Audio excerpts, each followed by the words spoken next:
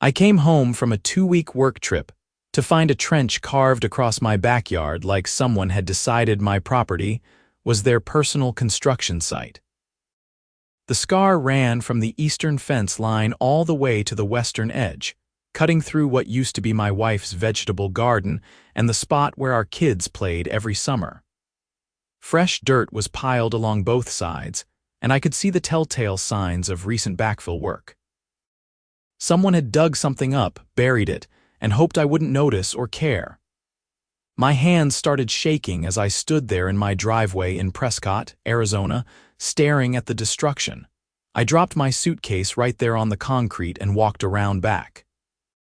The September heat hit me hard, but not as hard as seeing the full extent of the damage. They had trampled the tomato plants Sarah had been nursing all season. The swing-set legs looked unstable now, probably from the heavy equipment that had rolled through. I knelt down and brushed away some of the loose dirt near the fence. My fingers hit something hard and plastic. I dug a little more and exposed a 6-inch PVC pipe running underground. "What the hell?" I muttered, pulling out my phone to call Sarah. She answered on the second ring. "Hey honey, you made it home okay?" "Sarah, there's a trench across our entire backyard. Someone buried a pipe through our property." Silence on the other end. Then, What are you talking about? I'm serious. Come out back when you get home. It's bad." She arrived 30 minutes later and I watched her face go from confusion to anger in about 3 seconds flat. Sarah had spent months on that garden. She walked the length of the trench, her sandals kicking up dust, and I could see her jaw clenching. "Who did this?" she asked, her voice tight. "That's what I'm going to find out." The next morning, I started knocking on doors. My neighbor to the east, Bill Henderson, was watering his front lawn when I approached. "Bill, you see anyone digging in my yard last week?" He shut off the hose and wiped his forehead. "Oh yeah, there was a crew out here, 3 guys with a backhoe. I figured you'd hired them for something." "I didn't hire anyone. Did they say what they were doing?" Bill shrugged. "I asked one of the guys. He said something about HOA water infrastructure, said it was approved." My blood pressure spiked. "The HOA. That's what he told me, man. I thought you knew." I thanked Bill and walked straight back home to find the number for our HOA management company. Pinewood Heights Homeowners Association had always been a pain, but this was a new level of overreach. I dialed the number on our quarterly statement. A cheerful voice answered. "Pinewood Heights HOA, this is Brenda speaking." "Hi Brenda, this is Marcus Webb from 4782 Juniper Lane. I came back from a trip yesterday and found that someone dug a trench across my property and buried a pipe. I never authorized this work and I need to know what's going on." "Oh, let me pull up your file," I heard typing. "Okay, Mr. Webb, yes, I see here that we installed a water pipeline connection through several properties in your section last week. That was part of our infrastructure improvement project. You installed it without my permission." "Well, according to our easement rights outlined in the CC and Articles, the HOA has the authority to perform necessary maintenance and improvements for community infrastructure." I closed my eyes and counted to 5. "Brenda, I read those CC and Articles when we bought this house. There's nothing in there about the HOA having easement rights to bury pipelines across private property. I would have to check with our board president, Karen Middleton. She's the one who approved the project. Of course her name was Karen. I want Karen's number, now. I can have her call you back, Mr. Webb. That would be great. Today, please." Karen Middleton called me 3 hours later. I was in my home office trying to work, but I couldn't concentrate knowing there was an unauthorized pipe running under my yard. "Mr. Webb, this is Karen Middleton from the Pinewood Heights HOA board. Brenda said you had some concerns about our water project." Her voice had that condescending tone that made my teeth grind. I kept my voice level. "Mrs. Middleton, your crew dug up my backyard and installed a pipeline without asking my permission or even notifying me. That's trespassing and property damage. Now, Mr. Webb, I understand you're upset, but this project was approved by the board 6 months ago. We sent out notices to all affected homeowners. I never received any notice." Well, the notices were sent. Perhaps you overlooked it. Regardless, the work is done now, and it was within our rights as outlined in the governing documents. Show me where in the CC and Articus it says you can do this. There was a pause. The board has the authority to make decisions for the betterment of the community. This water line connects the upper section of our development to the main water source. It was the most direct route. Through my private property? Through several properties, yes, and I might add, Mr. Webb, that your attitude is quite uncooperative. We're all part of this community, and sometimes we have to make small sacrifices for the greater good. I laughed, but there was no humor in it. Small sacrifices? You destroyed my wife's garden and dug up my yard without permission. That's not a small sacrifice, that's destruction of private property. If you have a formal complaint, you can submit it in writing to the board. We meet the second Tuesday of each month. Goodbye, Mr. Webb. She hung up. I sat there staring at my phone, anger boiling in my chest. Sarah came into the office with 2 cups of coffee. How'd it go? She basically told me too bad, it's done, deal with it. Sarah set down the coffee and crossed her arms. So what do we do? I'm calling a lawyer. The lawyer, Thomas Brennan, had an office in downtown Prescott. I met with him the following Monday. His office was small but professional, with law books lining the walls and a view of the courthouse across the street. Mr. Webb, thank you for coming in. He shook my hand and gestured to a chair. Tell me what happened. I explained everything, showed him photos on my phone of the damage, and handed him copies of our property deed and the HOA CC and Articus. Thomas spent 20 minutes reading through the documents while I drank bad coffee from his reception area. Finally, he looked up. They have no legal right to do what they did. The CC and Articus mention shared utility easements along property lines, but nothing about cutting across the middle of private lots. And even if they did have an easement, they would still be required to notify you in advance and get your consent for the work. So I can make them remove it. You can certainly demand it. Whether they'll comply without a lawsuit is another question. These HOA disputes can get expensive and drawn out. How expensive? Could be anywhere from $10,000 to $30,000 if it goes to court, maybe more if they fight hard. I felt my stomach sink. We didn't have that kind of money sitting around. What are my other options? Thomas leaned back in his chair. You could file a complaint with the county about unpermitted work. If they didn't pull proper permits, that could force their hand. You could also document all damages and file a claim against their insurance. But honestly, Mr. Webb, HOAs like this often have deep pockets and a willingness to drag things out until the homeowner gives up. That's insane. It is, but it's reality. I left his office feeling deflated. On the drive home, I called my buddy Rick, who worked in construction. Rick, if someone wanted to bury a water pipeline on private property, what kind of permits would they need in Prescott? They'd need permits from the county for sure. Excavation permit, utility installation permit, probably an environmental review depending on the scope. Why? The HOA buried a pipe across my property without asking. Rick whistled. That's bold. Did they have permits? I'm about to find out. I drove straight to the Yavapai County Building Department. The clerk at the front desk was helpful, pulling up permit records for my address and the surrounding area. Nothing here for any recent excavation or utility work at your property, she said, scrolling through her computer. Last permit pulled for your address was 4 years ago for a shed. What about permits pulled by Pinewood Heights HOA? She searched again. Nothing in the last year. I asked her to print out a statement confirming no permits had been issued. She did, and I walked out of there with ammunition. That night, I drafted an email to Karen Middleton and the HOA board.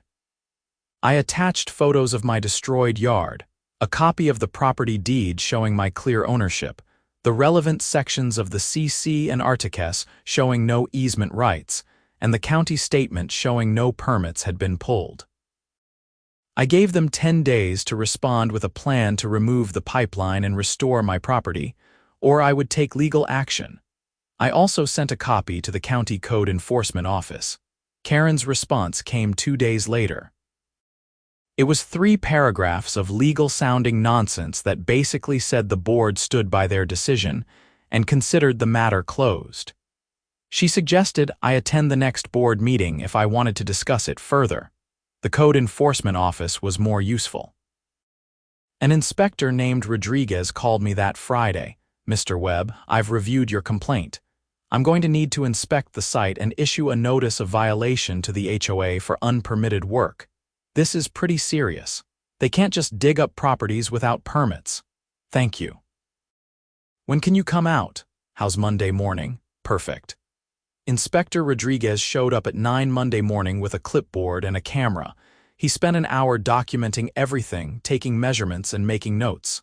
When he finished, he stood in my backyard shaking his head.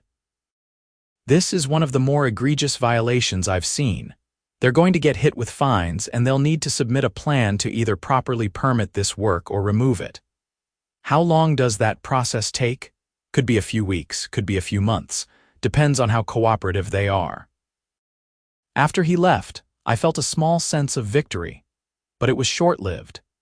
That afternoon, I got a certified letter from the HOA's attorney threatening to fine me for disturbing HOA infrastructure and interfering with community improvements.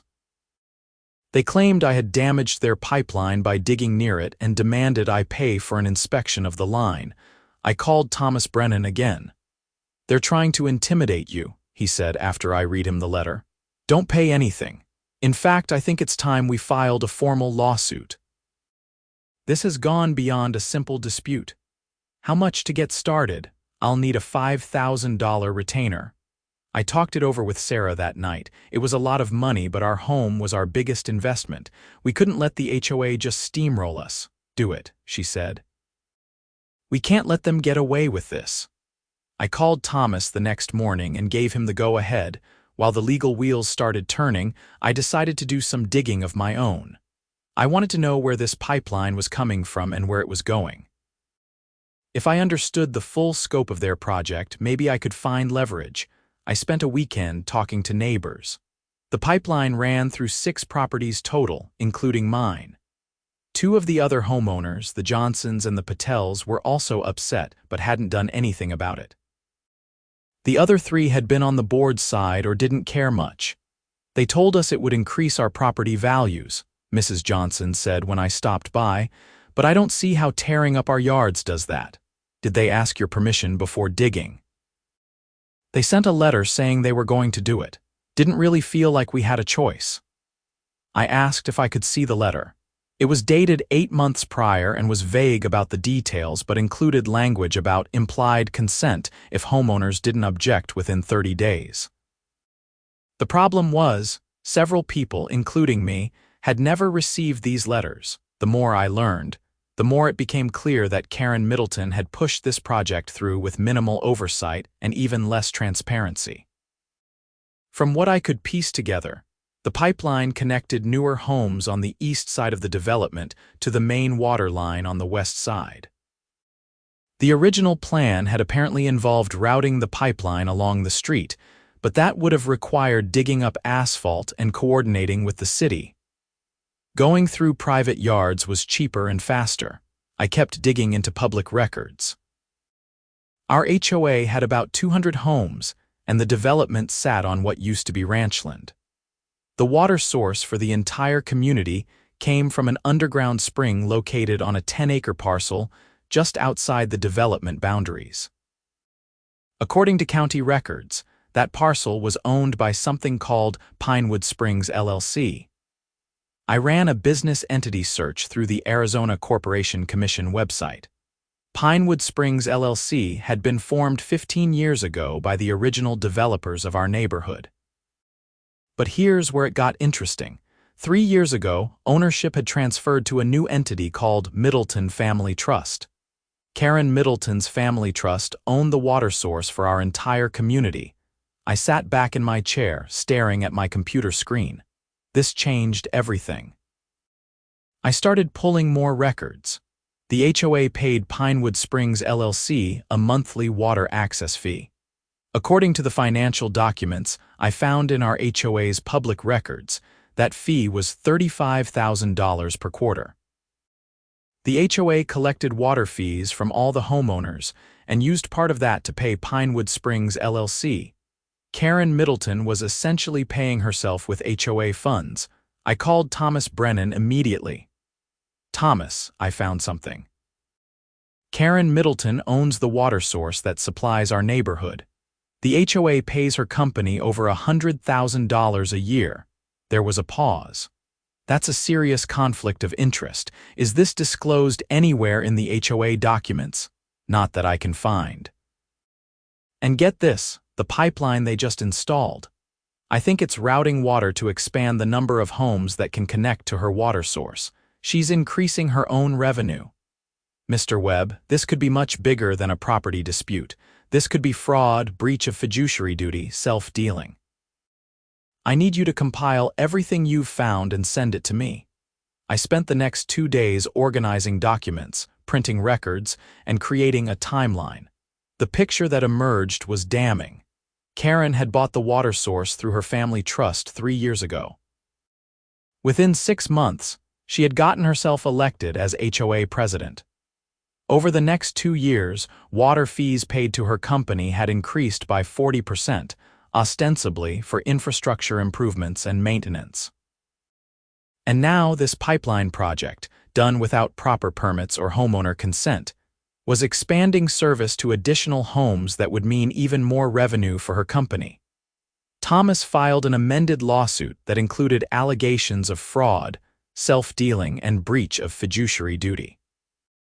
We also sent a copy of our findings to the Arizona Attorney General's office, which had a division that handled HOA complaints. The response was swift and nuclear. Karen Middleton showed up at my door 3 days later with 2 men in suits. I answered the door and immediately pulled out my phone to record. "Mr. Webb, you need to drop this lawsuit immediately," Karen said, her face red with anger. "Not going to happen, Karen. You don't understand what you're doing. This community depends on that water source, and you're jeopardizing everything with your selfish complaints." "I'm selfish. You're the one profiting off the HOA while hiding your ownership interest. That's illegal, Karen." One of the men in suits stepped forward. "Mr. Webb, I'm Craig Dennison, attorney for Mrs. Middleton and Pinewood Springs LLC. Your allegations are completely baseless and defamatory. If you continue with this lawsuit, we will countersue for damages. Get off my property."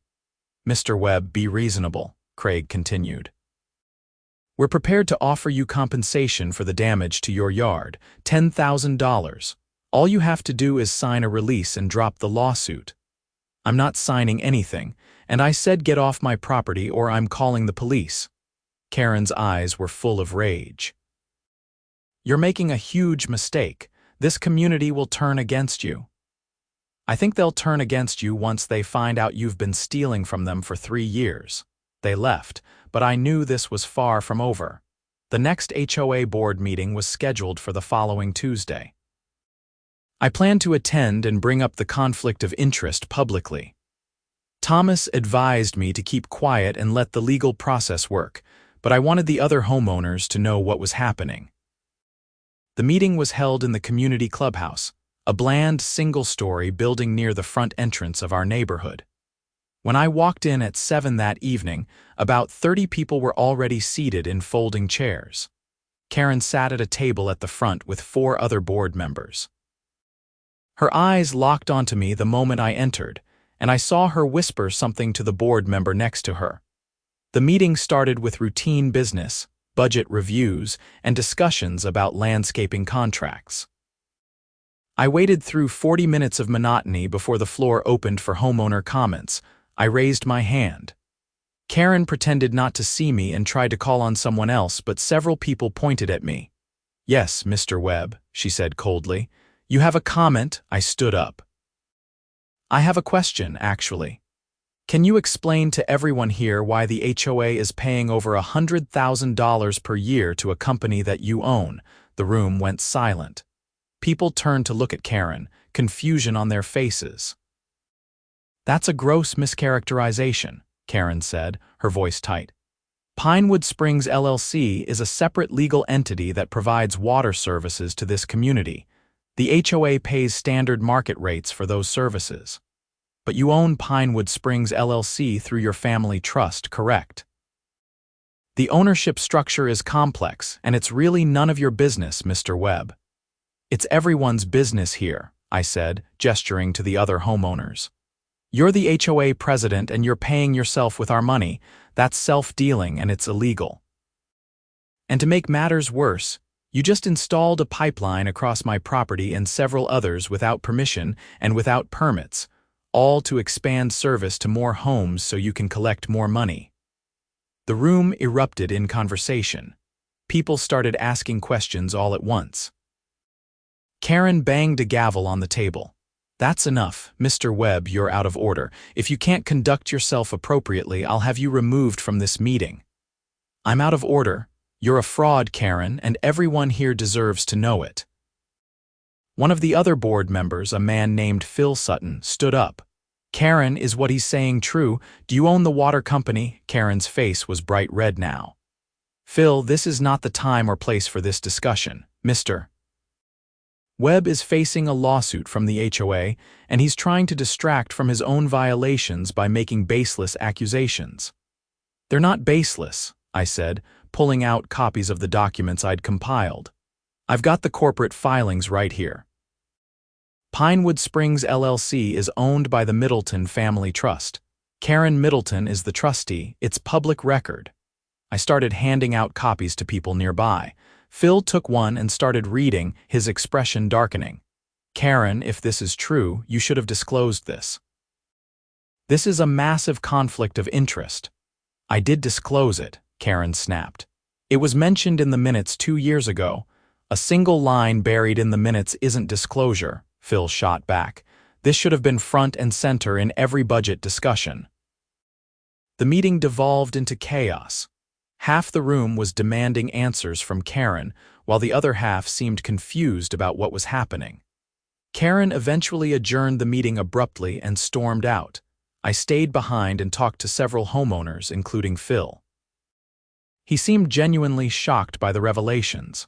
Marcus, if what you're saying is accurate, this is serious, Phil said. The board needs to investigate this immediately. I've already filed a lawsuit and I've reported it to the Attorney General's office. But the more people in this community who know what's happening, the better. Over the next week, the story spread through Pinewood Heights like wildfire. I started getting calls and emails from other homeowners, some supportive, some hostile.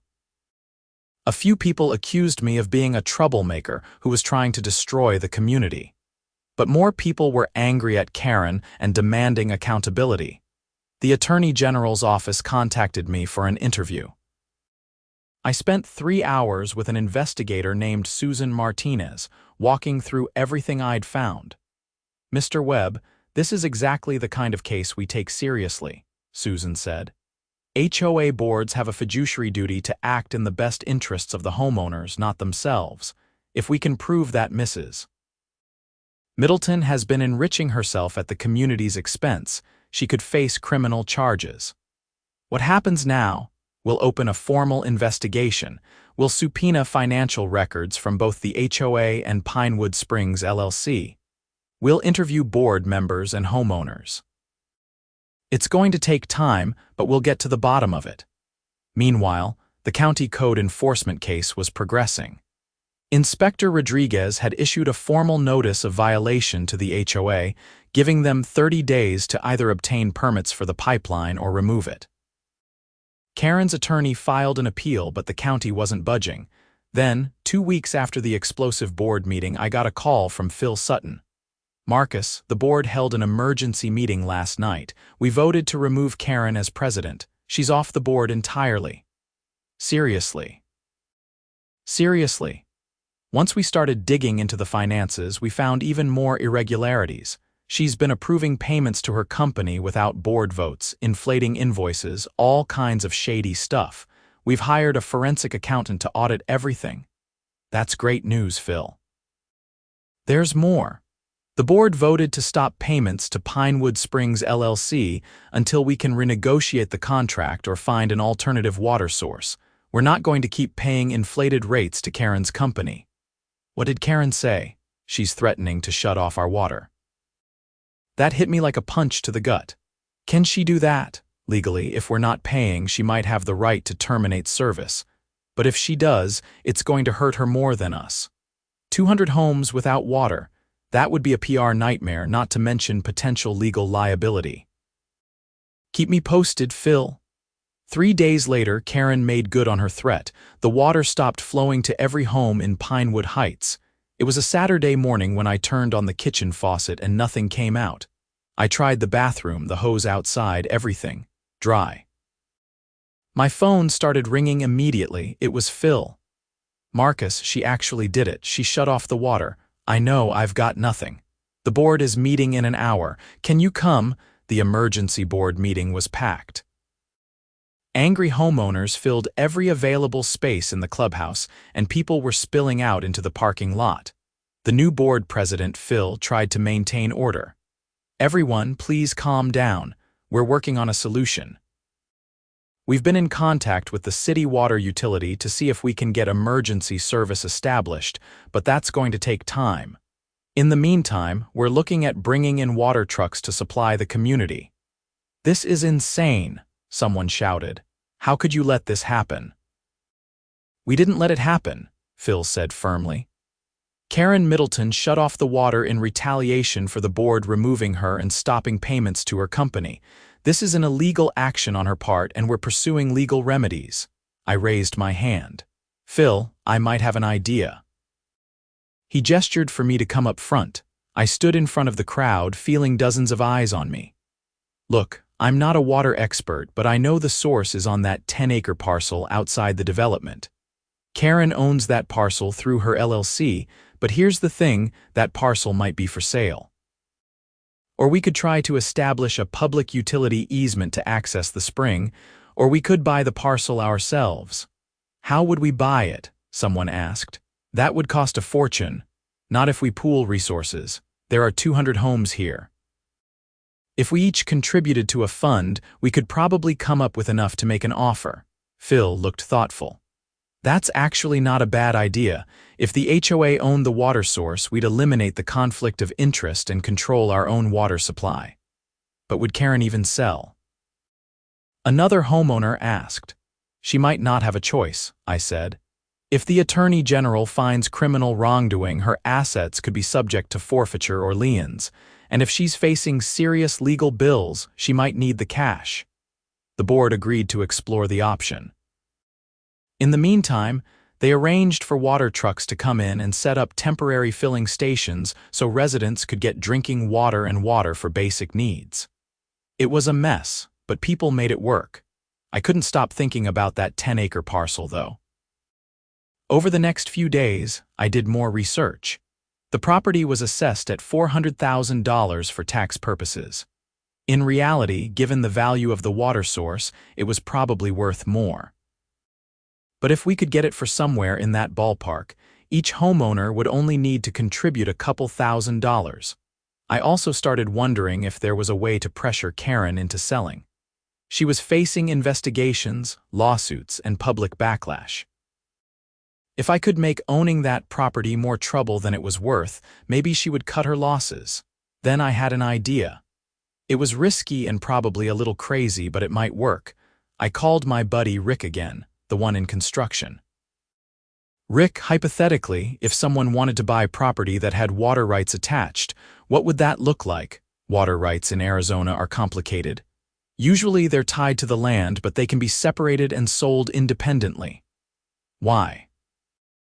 I'm thinking about trying to buy the water source for my neighborhood. Buy yourself, maybe, or through a partnership. I don't know yet, I'm just exploring options. Rick was quiet for a moment. Marcus, be careful. Water rights are serious business, and if you're messing with someone's livelihood, they might come after you hard. I know. But right now, my neighborhood doesn't have water, and the person who owns the source is using it as leverage. Someone needs to do something. Over the next week, I quietly reached out to a few investors I knew through work. I explained the situation, the opportunity, and the potential returns. Water was only becoming more valuable in Arizona, especially with ongoing drought conditions. Owning a reliable spring that supplied 200 homes was actually a solid investment. I managed to put together a group of 4 investors, including myself, who were willing to contribute a total of $300,000. It wasn't quite enough, but it was a start. I also talked to a commercial real estate agent about how to approach Karen with an offer. Given the circumstances, I'd go in low, the agent, Michelle, advised. She's in a tough spot. Start at $350 and see what she says. I drafted an offer letter, not from me personally, but from a new LLC I formed called Juniper Water Holdings. I didn't want Karen to know I was behind it initially. The offer was for $350,000, cash with a quick close.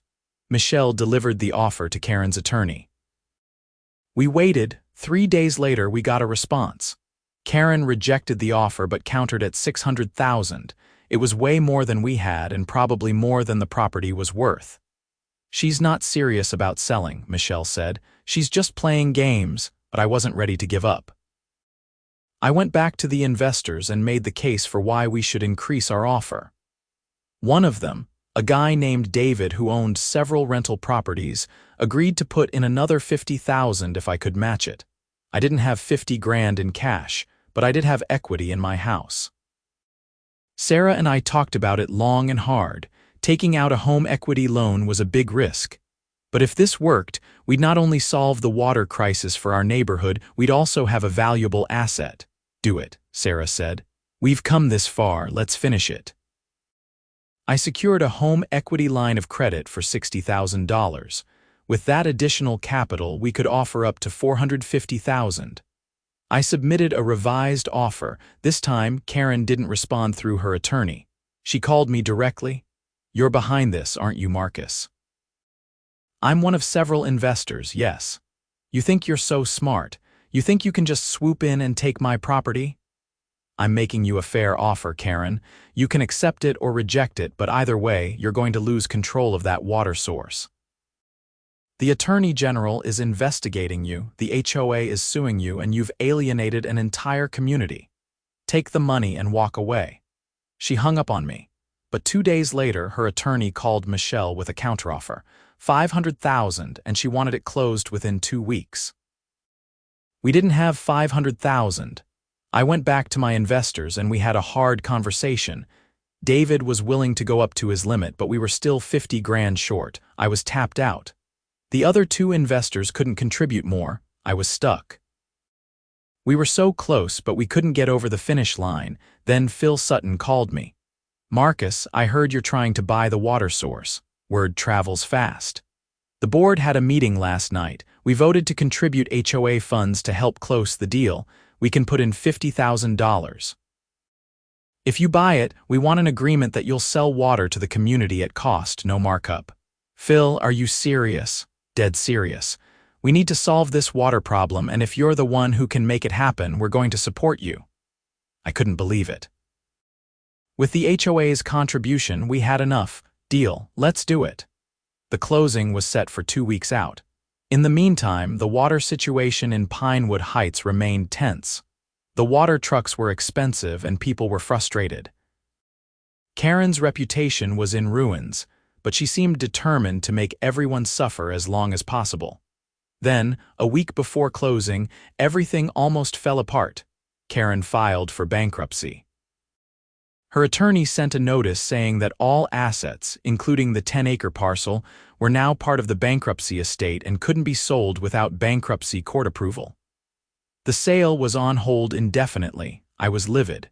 This was clearly a stalling tactic. I called Thomas Brennan. Can she do this? She can file for bankruptcy, yes. But if it's a fraudulent filing just to delay creditors, the court can dismiss it. We need to file a motion opposing the bankruptcy and arguing that she's abusing the process. How long will that take? Could be a few weeks, could be longer. I couldn't wait that long. The community was already at a breaking point. I needed another angle. I spent an entire night researching Arizona water law. I learned that water rights could be complicated, but there were provisions for public access to water sources in certain circumstances, especially if a community's health and safety were at risk. I also learned that if a water source was the sole supply for a residential community, there were regulations about shutting off service. Karen might have actually violated state law by cutting off the water without notice or due process. I compiled everything I found and sent it to Thomas and to Susan Martinez at the Attorney General's office. Susan called me the next day. "Marcus, this is good work. We're going to file an emergency action in court to compel Karen to restore water service. We're also going to ask the court to appoint a temporary receiver to manage the water source until the bankruptcy and criminal investigations are resolved." "How long until you can file?" "We're filing today."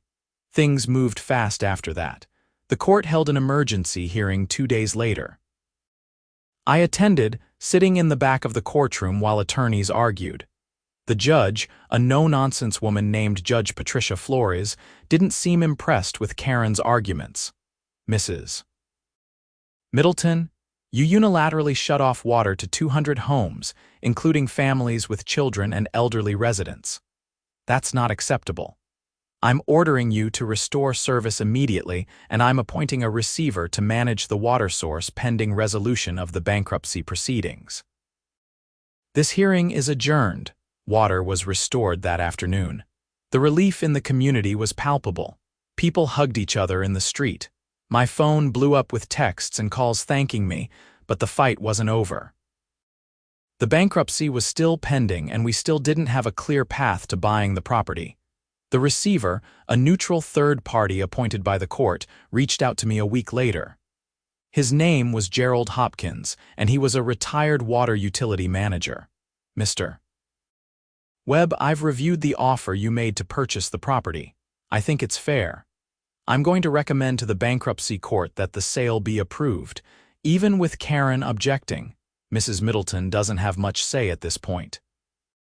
The court's priority is to resolve this in a way that's fair to creditors and in the public interest. Selling to your group accomplishes both."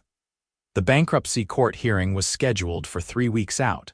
In the meantime, the Attorney General's investigation was wrapping up. Susan Martinez called me with an update.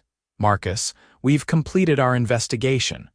We're filing criminal charges against Karen Middleton for fraud, breach of fiduciary duty, and embezzlement. The evidence is overwhelming. She inflated invoices, paid herself unauthorized bonuses, and hid her ownership interest from the HOA.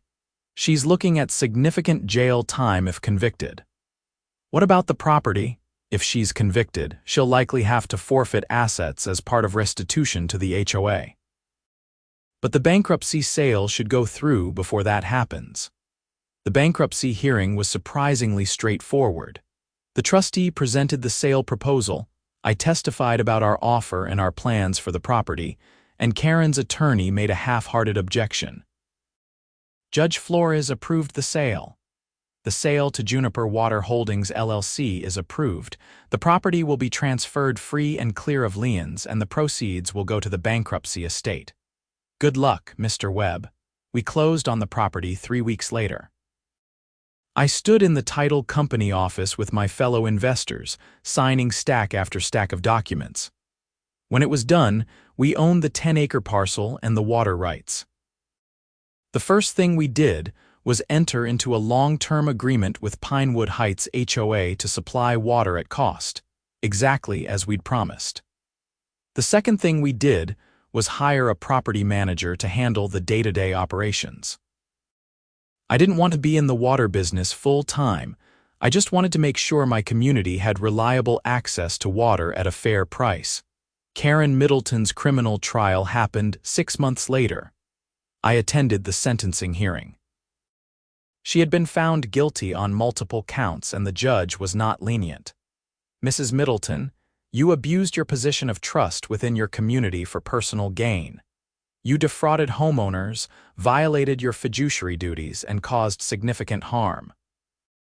I'm sentencing you to 4 years in prison, followed by 3 years of probation. You're also ordered to pay restitution to the Pinewood Heights HOA in the amount of $230,000. Karen's face was blank as the bailiff led her away in handcuffs. I didn't feel joy or satisfaction, just relief that it was finally over. The pipeline across my property was eventually removed as part of a settlement agreement between the HOA and the affected homeowners. The HOA paid for full restoration of our yards, including replacing Sarah's garden. It wasn't quite the same as what we'd had before, but it was close. Life in Pinewood Heights slowly returned to normal. Phil Sutton remained board president, and the new board was transparent and communicative.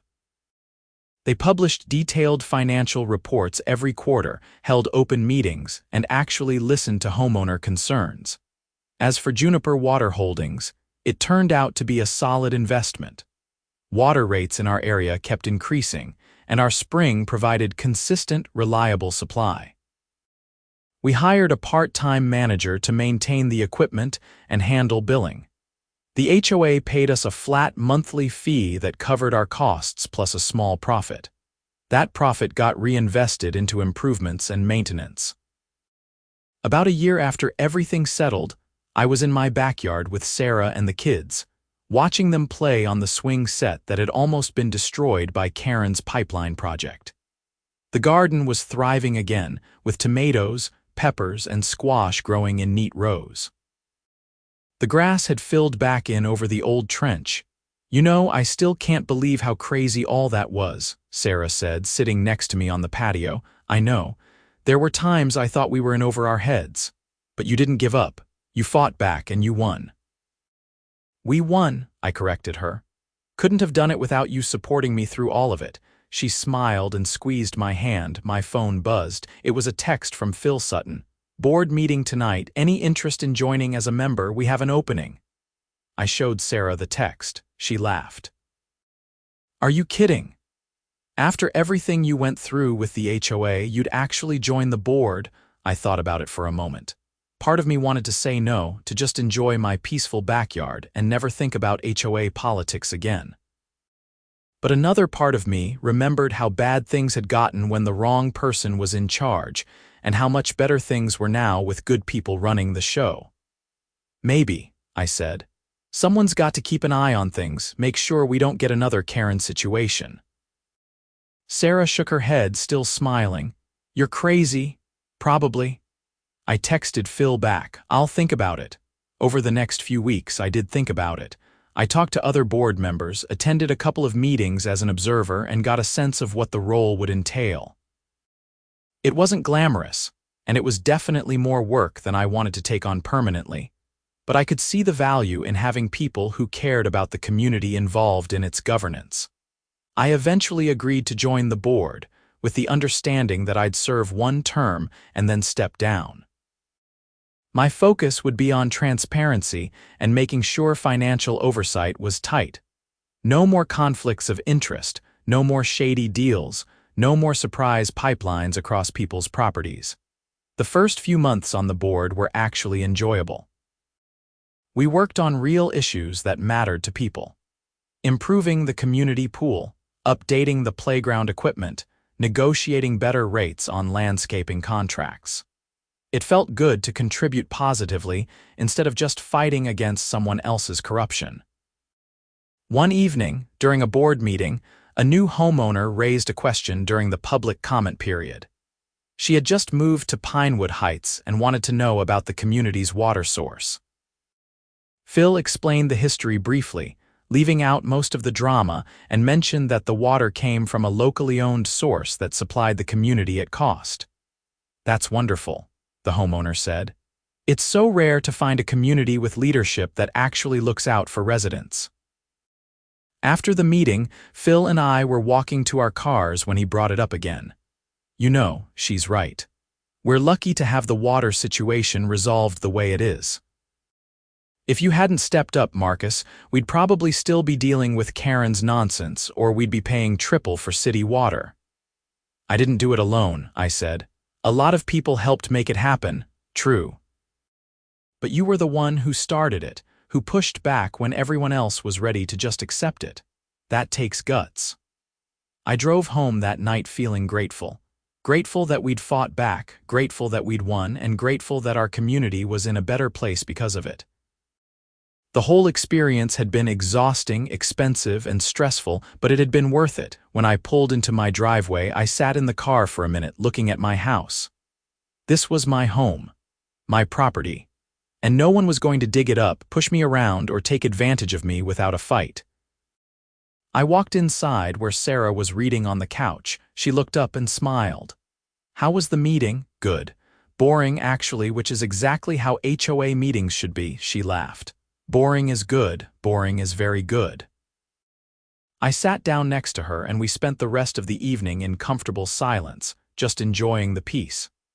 The pipeline was gone, Karen was in prison, and our community had clean, affordable water. Everything that had been broken was fixed, or at least on its way to being fixed. Sometimes, standing up for yourself and your property means going to war with people who have more power and resources than you. Sometimes it means taking risks, spending money you don't really have, and enduring stress that keeps you up at night. But sometimes, if you fight smart and don't give up, you win. And winning feels pretty damn good. About 6 months into my term on the board, I got a call from an attorney representing a group of homeowners in a different HOA in Prescott Valley. They were dealing with a similar situation, an HOA president who was funneling community funds into private businesses. They wanted advice on how to fight back. I spent an hour on the phone with them, walking through what we'd done, the pitfalls we'd encountered, and the strategies that had worked. I shared contact information for Thomas Brennan, Susan Martinez at the Attorney General's office, and Inspector Rodriguez at Code Enforcement. I told them to document everything, get other homeowners involved, and not be afraid to pursue legal action when necessary. The key is persistence, I told them. These people count on you getting tired and giving up. Don't give them that satisfaction. After I hung up, Sarah asked who I'd been talking to. Some folks dealing with a corrupt HOA board. "You're becoming the go-to guy for this stuff," she said with a smile. "I guess so. Weird how that happens." Over the next year, I got several more calls like that. Word had spread through local real estate and legal circles about what had happened in Pinewood Heights, and people facing similar situations wanted guidance. I was happy to help. No one should have to deal with the kind of abuse of power that Karen had perpetrated, and if I could help others fight back, I would. My term on the HOA board ended, as planned, after 2 years. I chose not to run for re-election, feeling like I'd contributed what I could and it was time for fresh perspectives. Phil remained president, and the community continued to run smoothly. Juniper Water Holdings continued operating successfully. We'd added 2 more investors and expanded the system slightly to improve reliability. The profits were modest but steady, and every year we reinvested some of them into environmental conservation on the property, protecting the spring and the surrounding ecosystem. One afternoon, about 3 years after the whole ordeal started, I was in my backyard working on a new project, building a treehouse for my kids. The day was warm, the sky was clear, and everything felt right with the world. My neighbor Bill Henderson came over, holding 2 beers. "Thought you might need a break," he said, handing me one. "Thanks, man." We sat on my patio watching my kids play in the yard. "You know, I still remember when you came over asking about that pipeline," Bill said. "You were so pissed off. I didn't think it would turn into everything it did." "Neither did I admitted. "I just wanted them to tear up their pipe and fix my yard. Instead, you ended up owning the water source for the whole neighborhood and sending the HOA president to prison." I laughed. "Yeah, it escalated. Hell of a story, though. Hell of a story." We clinked our beer bottles together and sat in comfortable silence, enjoying the afternoon. Looking back, I sometimes wonder what would have happened if I'd just accepted the pipeline, if I'd gone along with Karen's assertion that the HOA had the right to do whatever they wanted. Maybe I would have saved myself a lot of stress and money. Maybe my life would have been simpler.